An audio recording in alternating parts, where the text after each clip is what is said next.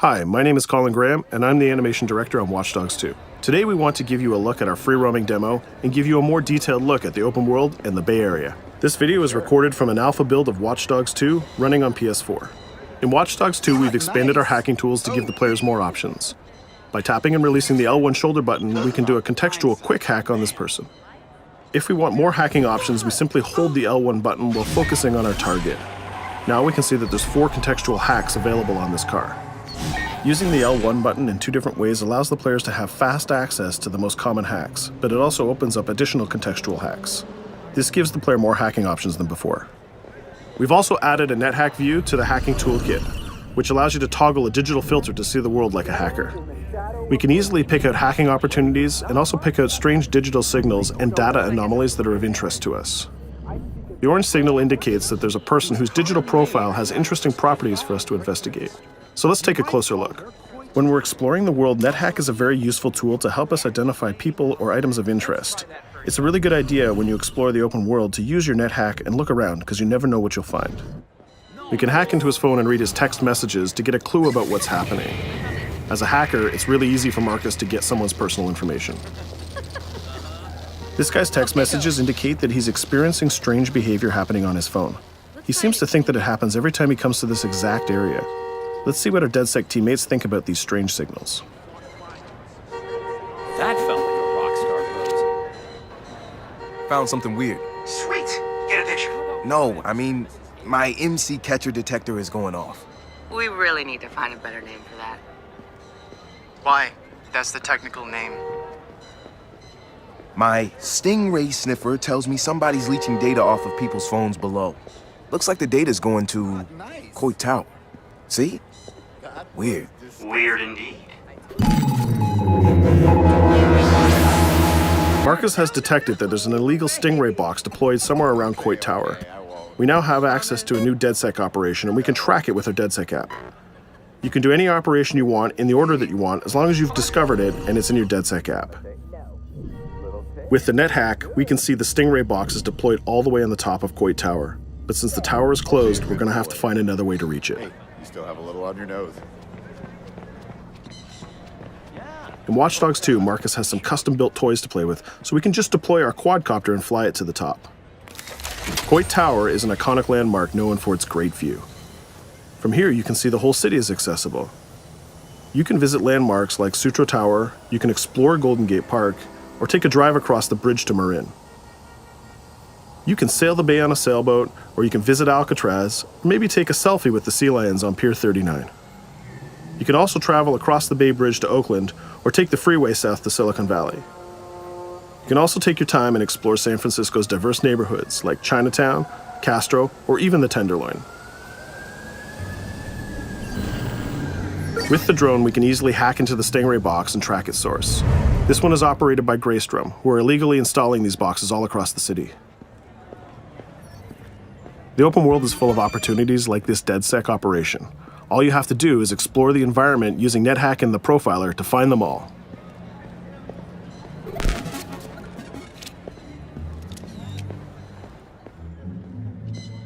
There we go. This one has a breadcrumb trail I can follow. Nice. Where's it go? Looks like Greystrom set up a warehouse out by the piers. You wanna bet I can find some shady shit in there?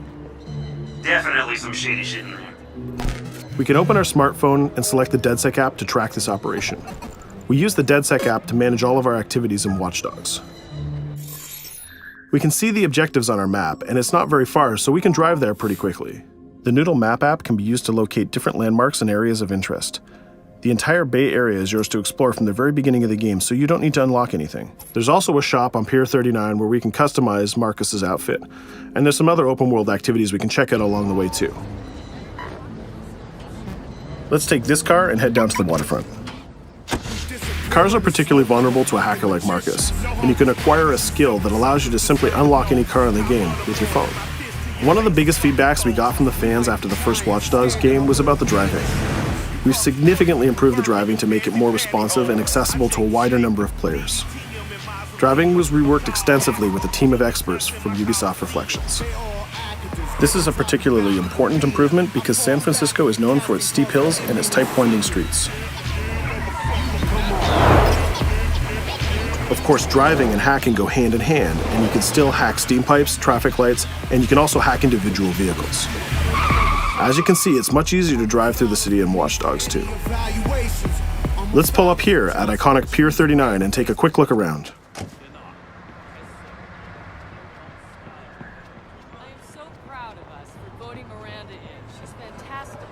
Up ahead is a clothing store, so let's go give Marcus a new look. Each clothing store has the style of the people who live in that area, so as you travel around the world, you can start to build a wardrobe that's as diverse as San Francisco itself.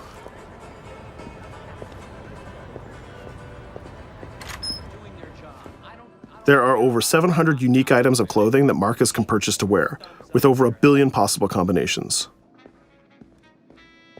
We can go into the fitting room menu and browse a selection of items found in the store. Let's start by switching up Marcus's jacket. Each item of clothing in the shop is handcrafted to fit Marcus's overall look. You can mix and match any pieces of clothing you want. You can change your hat, glasses, face mask, bag, shirt, pants, and shoes. There's some nice normcore hoodies in here, but I think we should go with the shirt with the giant skull on it. Let's take a look at what we got for shoes. Since people who come to Pier 39 are often tourists, we have styles of shoes that they would buy. We can go with these comfortable gator shoes or maybe some open-toe sandals. Or if you really want to make a statement, you can buy the awkward socks and sandals combo.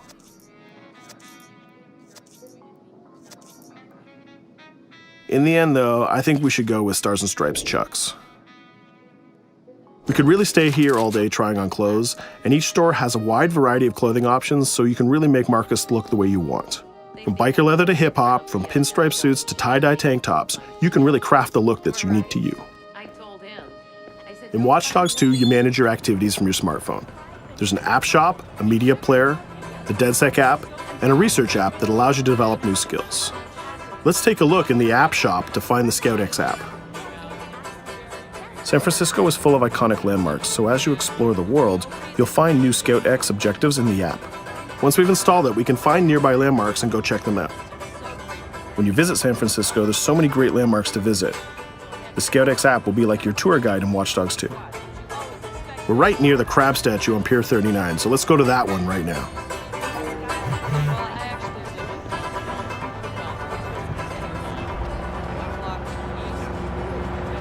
These tourists have the right idea. We'll just pop open our phone and select our camera and take a picture of this giant crab. Let's make it a selfie and use the California Vibe filter.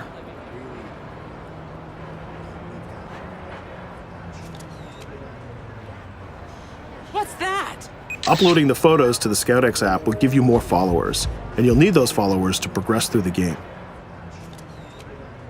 So we had a look around and we bought some new clothes, but let's get back on track and head to that next pier, and we'll take care of that stolen data at the Greystrom site.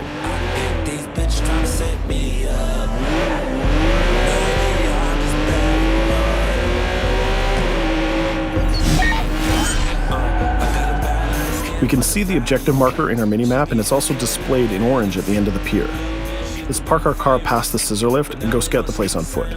Operations in Watch Dogs 2 are almost always a free approach, so you can go after the objective from any direction. Let's start by getting into cover and scouting our enemies and see if we can spot the objective. From there we can make a plan of attack. We can launch our drone and scout the area. We can use our NetHack view to see that there are guards patrolling the rooftop, and the objective is in a small office. There are also some civilian workers that might notice us, so we need to avoid them too. In the NetHack view, we can see that the door is electronically locked, but it can be bypassed by a junction box on the lower level. The connection is shown in a red line. Unfortunately, that box is protected by an armed guard and an attack dog. So we'll probably have trouble if we try to sneak past the dog in person, but luckily Marcus has another toy, which is the RC jumper. This little guy is small and much harder for enemies to detect. The RC jumper is another DedSec gadget that gives Marcus a different way to approach obstacles in the layout. The RC jumper has this cool little robotic arm that's been hacked into the body. This allows him to physically interact with objects and allows Marcus to stay safely hidden.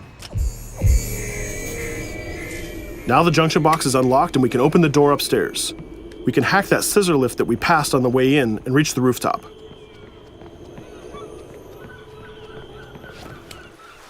By hacking into the OS of the scissor lift, Marcus can take remote control of it. Not only can you raise it up and down, but you can actually drive it around anywhere you want in the world. This level of control gives players total freedom when dreaming up an approach to a mission. Our first challenge is to get past the guard in front of us. So let's hack into the security camera and see how he might be vulnerable.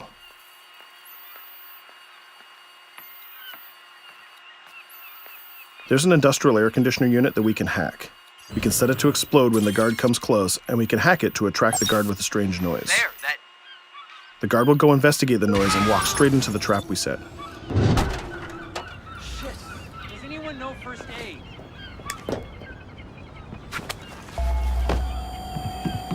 And just like that, we've taken out the guard, created a distraction, and slipped into the compound.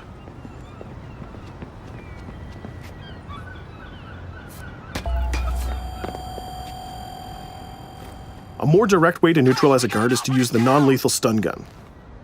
Marcus has an array of non-lethal tools and techniques, and you can complete the entire game without actually killing a single enemy. Since we already unlocked this door with our RC jumper, we can just quick hack it to open it. Now we're in the room, we just need to install one of our custom DedSec boxes into this Bloom terminal, and we've completed our final objective. All that's left to do now is escape undetected. Each operation we undertake will give us more followers. And more followers will allow you to take on even bigger operations. So let's get off this pier and explore a little bit more.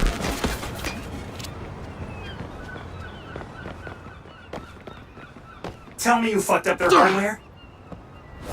I left an expensive little present in their system, and they're going to pay for it. Damn, you sound like Jimmy Siska. Hell yeah!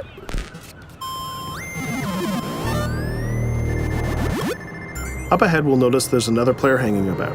He's easy to spot because of the purple icon and the gamer tag over his head. In Watch Dogs, your game session can be seamlessly merged, and you will often encounter other players exploring the world just like you.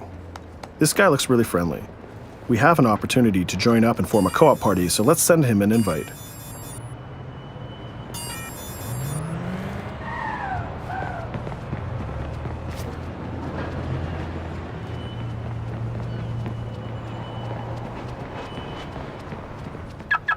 Now that we're joined in a session, we can complete co-op missions together and take on even bigger and tougher targets. 2 hackers are better than 1.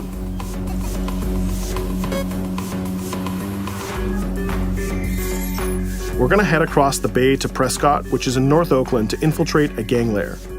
We can get there by driving across the Bay Bridge together.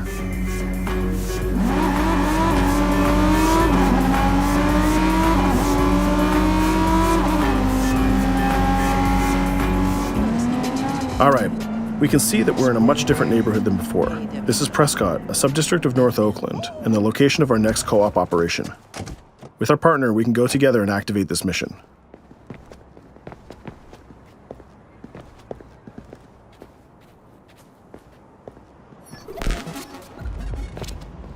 Marcus, we have operations popping up everywhere. Some of them are 2 hacker jobs. Where you need me? Sending you the coordinates.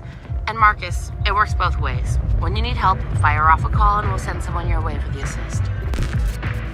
This area is a free approach, so we can tackle it any style we want. Since we're now 2 hackers working together, we'll cover our partner from the sky and help him out with some well-timed hacks. We can distract this guard by hacking his phone, and our friend will take him down very stealthily.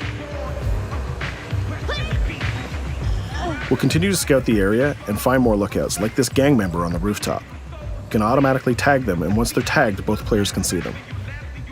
Our partner is going to sneak up on the rooftop and take out this guard, and we can help him with some well-timed hacks. If we use a contextual hack on this transformer box, we can attract the guard. Our partner has an easy shot with his stun gun from that distance.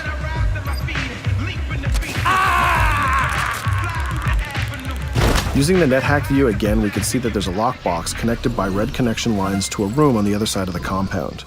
Inside this room, we see our 2 targets meeting up, and it's a perfect place to take them down simultaneously. We need to get that box unlocked and get into that room. As we continue to scout this area, we can see this compound has a lot more guards than the last one, and they look very heavily armed. We'll need to take care of these guards if we get detected. There's also a car parked in the garage, so we might need that to escape later. Let's go back to our friend and get him to disable that junction box so we can unlock the door to our target. The drone has a lot of flexibility and it's small and hard to detect, but the trade-off is that you can't physically interact with objects like this junction box. But it's not a problem for our man on the ground to do that for us. The signal lines have changed from red to blue, so now we know that we can open the doors and get to our targets. Scouting phase is done, so let's get up on that rooftop with our partner and get close enough to neutralize these enemies. We can hack these junction boxes and set a proximity trigger on them. They'll explode if an enemy passes through them, but they won't be triggered if we pass through them ourselves. We can also deploy electroshock mines from our inventory, and they're fully hackable too. It's a good idea to leave traps for your enemies in case they try to flank you. Our partner is camped out by the door ready to rush into the room, but we're going to create a distraction first.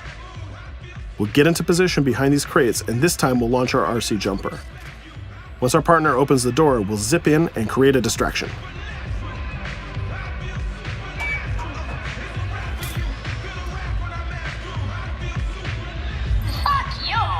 Our jumper has another feature too. It can launch foul-mouthed taunts and make people angry. Now's our chance. The gang leaders are distracted, so let's rush the room. This guy was pretty tough, but getting a thunderball to the face will ruin his day. Now we have a cell phone and all the evidence that we need. We just need to plan a way out of here. We can switch back to our quadcopter, which is hovering where we left it, and take a look at what's going on from the sky. We can see one of the guards is rushing up the stairs to help his boss, but our partner has that door covered with his DedSec rifle. There's another guard on the ground level who's alerted to our gunfire, so let's use a contextual hack on him. We've changed his profile to make a rival gang think that he's a police informant. The rival gang will come to this compound and take care of him for us. Things are heating up, so we're gonna have to improvise a little bit. We can hack the car in the garage and reverse it away from the enemies so we can use it for our getaway. The rival gang just arrived and they've engaged in a gang war with the remaining guards. These guys aren't messing about, they're armed with grenades and body armor. We'll take some higher ground and use our DedSec 3D printed assault rifle to take them on.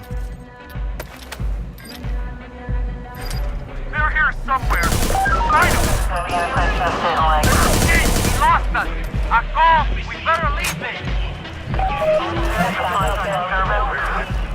There's still one guard left, so we can hack his headset, which leaves him vulnerable to a takedown.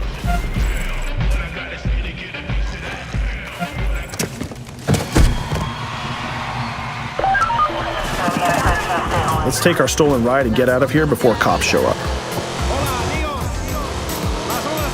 And just like that, we're home free. We took down both gang leaders, we got the evidence we needed, and we triggered a gang war, and we escaped without getting killed. That's teamwork. 2 hackers and 1 successful DedSec operation. Let's take a minute to talk about a brand new multiplayer PvP event called Online Bounty. When the player commits a crime, the police will respond and pursue the player until he can escape from the police. We call that the felony system. While you're in the felony, a bounty event can occur. A bounty event allows up to 3 other online players to join the pursuit and try to kill the player for as long as the felony lasts. As the target player of the bounty, your objective is to evade the felony and the pursuing players. Rewards are given for neutralizing the hunters. And the objective of the hunters is to neutralize the target player. Bounty is a seamless PvP event that's triggered by your player style and how you interact with the police. If you are the type of player who's always in conflict with police, you'll have a higher chance of having a bounty placed on you. But if you can neutralize the hunters, you'll get additional rewards.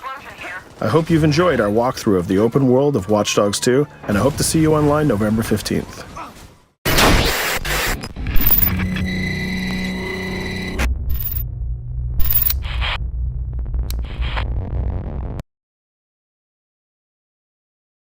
For the players.